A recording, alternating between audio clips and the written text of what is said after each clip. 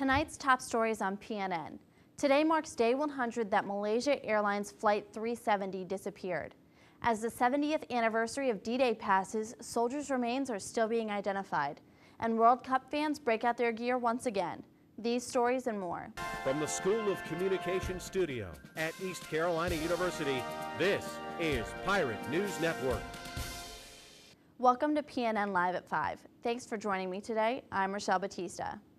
A Massachusetts mom is feeling a lot better this weekend after receiving an apology from JetBlue Airlines. Last week, while traveling with her two daughters aboard a JetBlue flight from New York to Boston, the plane was delayed on the runway. A flight attendant refused to let Jennifer's 3-year-old use the bathroom. The child ended up urinating on herself, and mom was furious.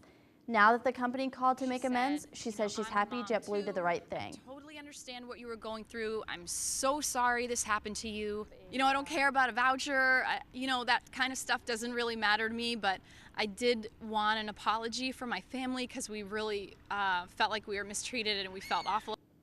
JetBlue says its employees will undergo sensitivity training.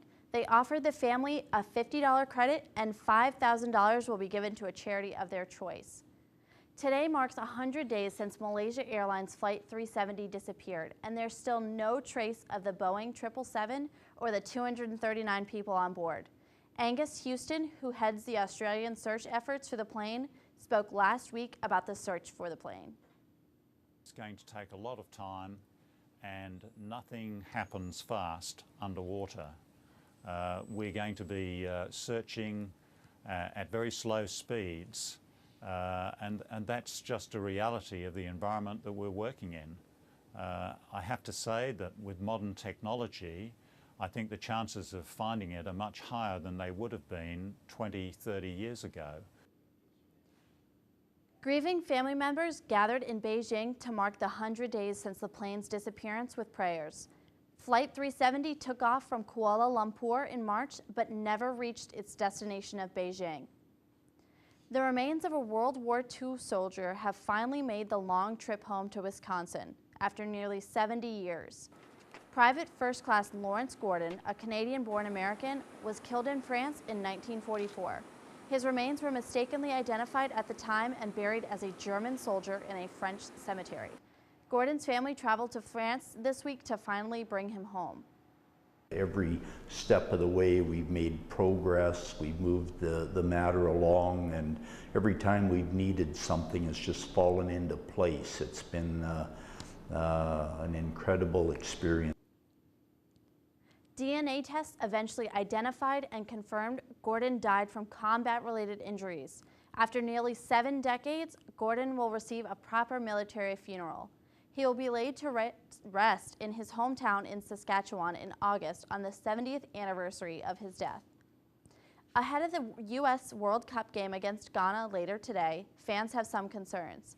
The U.S. team has lost games against Ghana in the past 2 World Cups, but that's not stopping hope and enthusiasm. Laura Baldessara was on the pitch as the U.S. team practiced in Natal. A lot's been made of Jurgen Klinsmann's recent comments that it's unrealistic for the USA to win the World Cup. But he wants to win in this World Cup, and so do those 23 guys that you see behind me. They are definitely here to win. Now, Jurgen Klinsmann was previously the coach of the 2006 German World Cup squad, who had very high expectations to win the World Cup. But even though it's a different situation now for the USA heading into this World Cup, for him, it's all the exact same thing.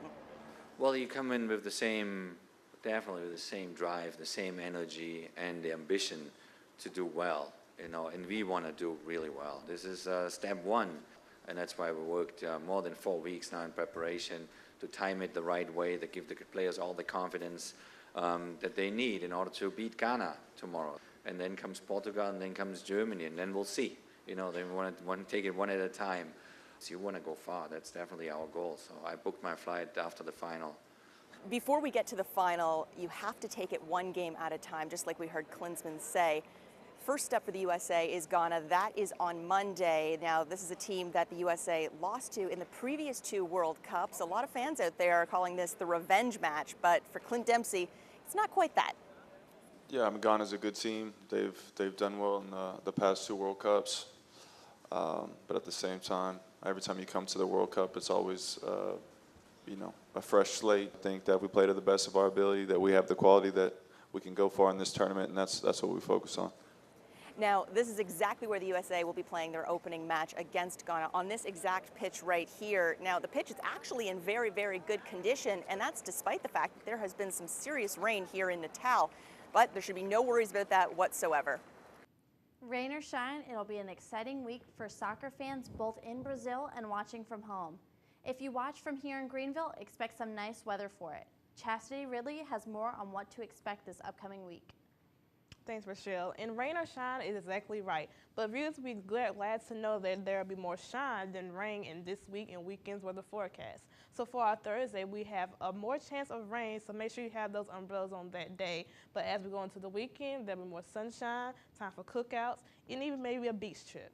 So our only suggestion is that you enjoy your weekend and stay cool. Back to you, Richelle. Thanks, Chastity. For all of us here at PNN Live at 5, I'm Richelle Batista. Thanks for joining us.